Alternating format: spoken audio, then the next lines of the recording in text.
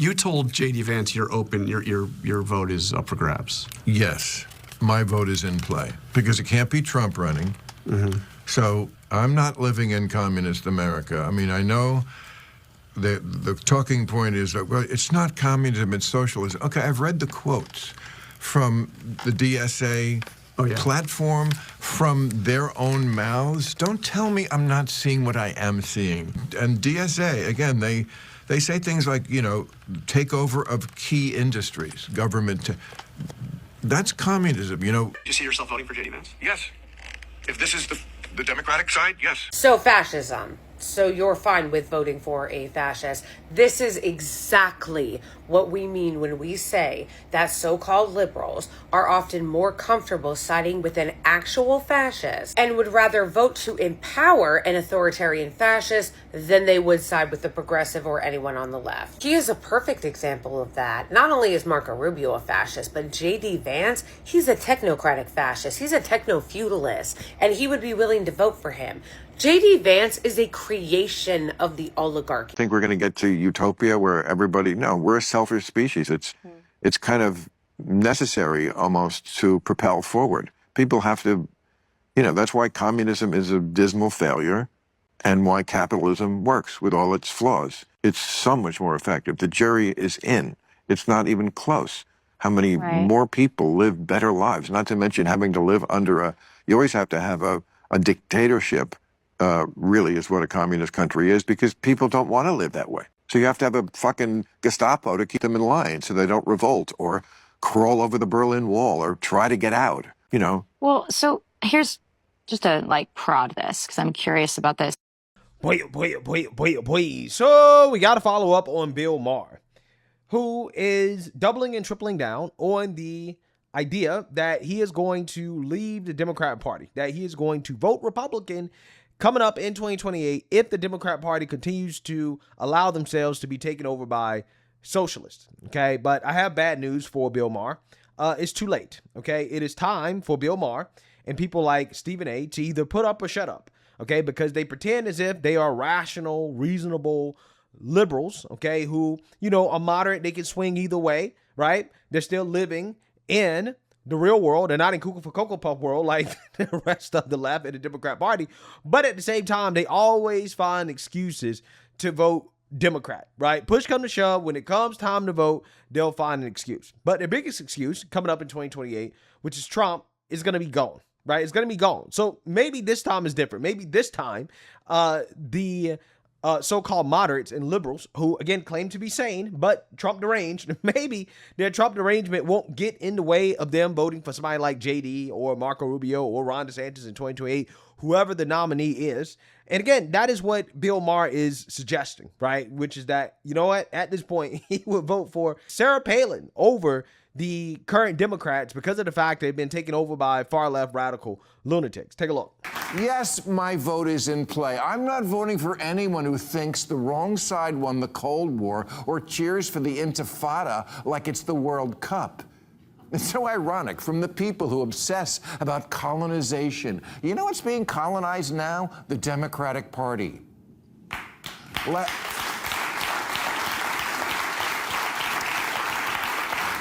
Last month, 2 Democratic congressmen released an open pledge they wanted their fellow Democratic members to sign. It said, "We are capitalist, not socialist. We want safety, not lawlessness. We are proud, not ashamed of America." These should not be hard words for a congressional Democrat to sign on to. You know how many did? 8. 8 out of 212. Guys, really, there's got to be an easier way to lose the swing states. No wonder that the most true blue Democrat ever, James Carville, says, "There's just some shit I can't be in the same tent with."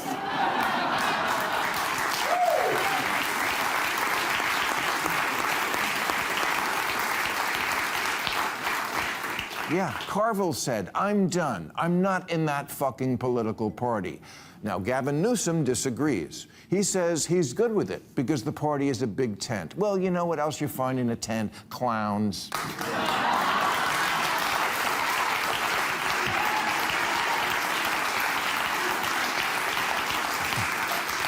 It's so funny. So many liberals shit themselves every time Trump puts gold on something in the Oval Office. Oh, it's historic.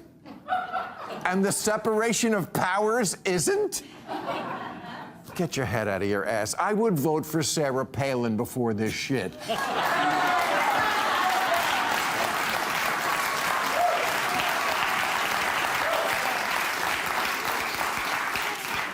She's a bimbo, but if you asked her to come up with something she likes about America, she could do it. You betcha.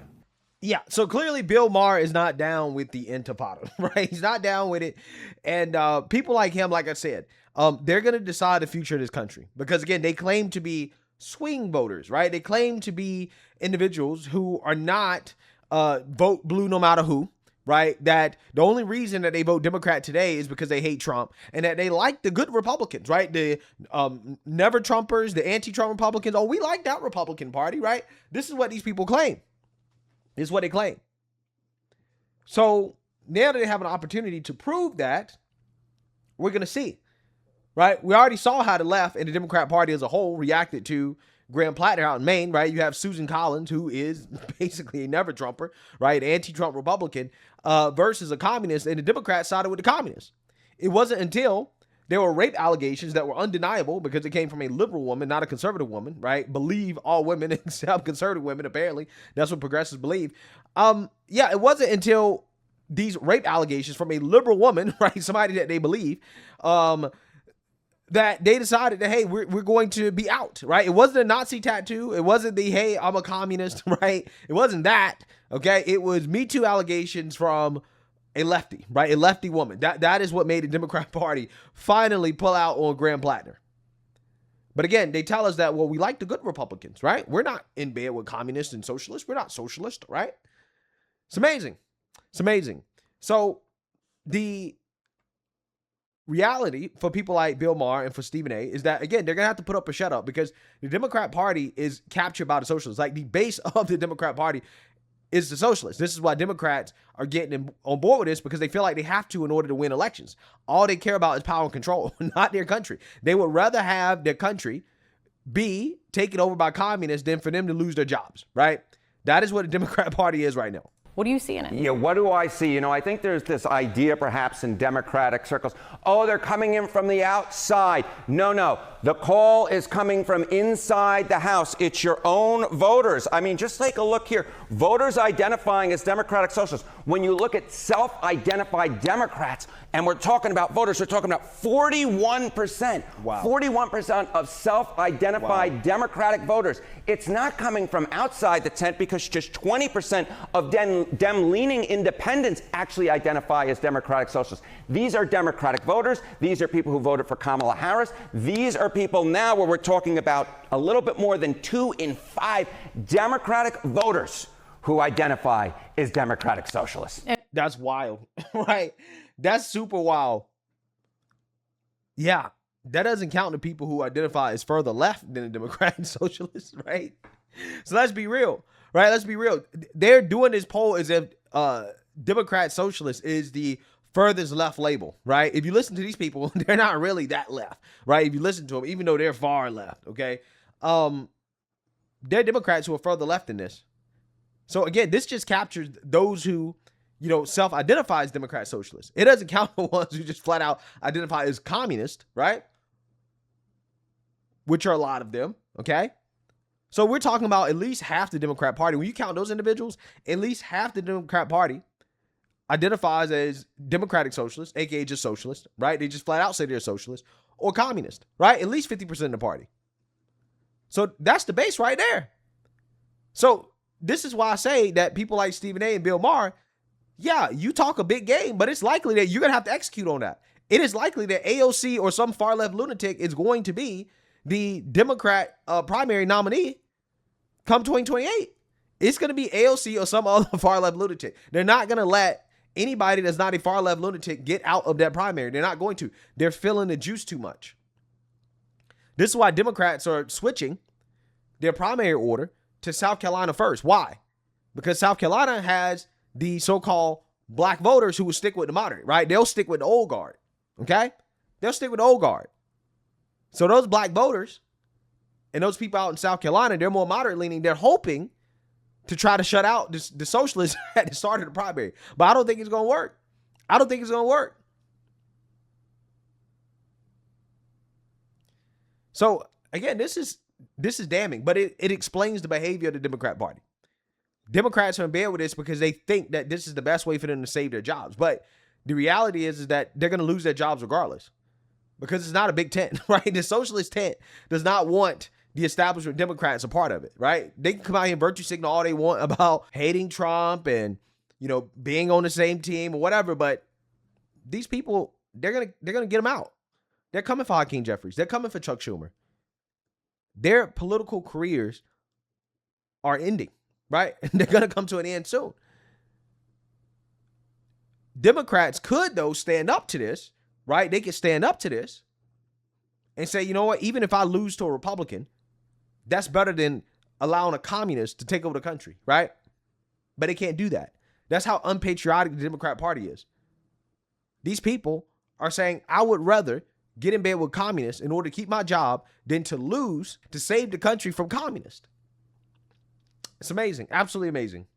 And what and are they voting? Like, what about turnout? Yeah, what about turnout? Motivated to vote. Just take a look here. Okay, Dem-leaning voters voting in 2026, extremely motivated. 66% of Democratic Socialists, self-identified, say they're extremely motivated to turn out and vote. That is higher than the 57% of all others of Dem and Democratic-leaning voters. So these are people who turned out in 2024, and they are extremely motivated to turn out in 2026. These are regular voters. They come from inside the tent. These are not infiltrators. These are Democrats who've been voting Democratic for a long period of time. And this isn't just about a label, you think? Yeah, so when these people come out and they say, oh, it's a small problem, it's just a tiny group of people who are like that, it's not the whole party.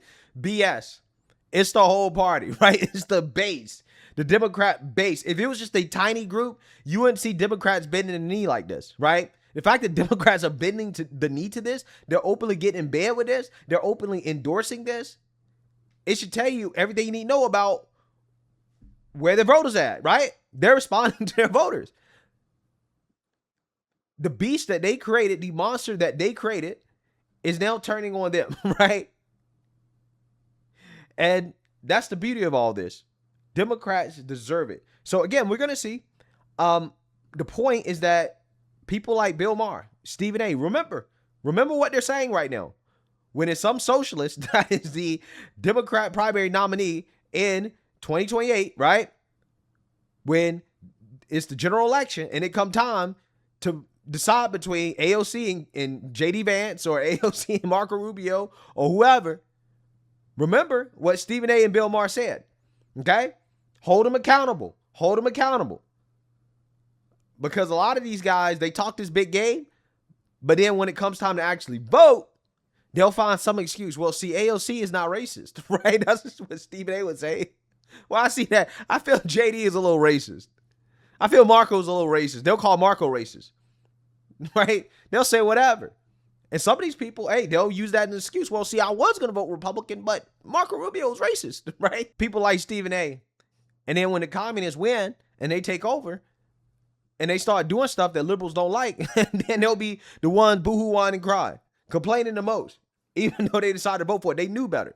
That's essentially what happened. Stephen A.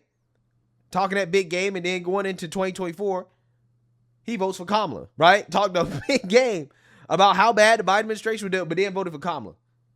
Oh, well, see, Trump just racist, right? You know? This is why I had to vote for Kamala, even though I was just complaining about their administration, how bad it was, pretending like my vote was up for grabs. So again, we've seen this, we've heard this.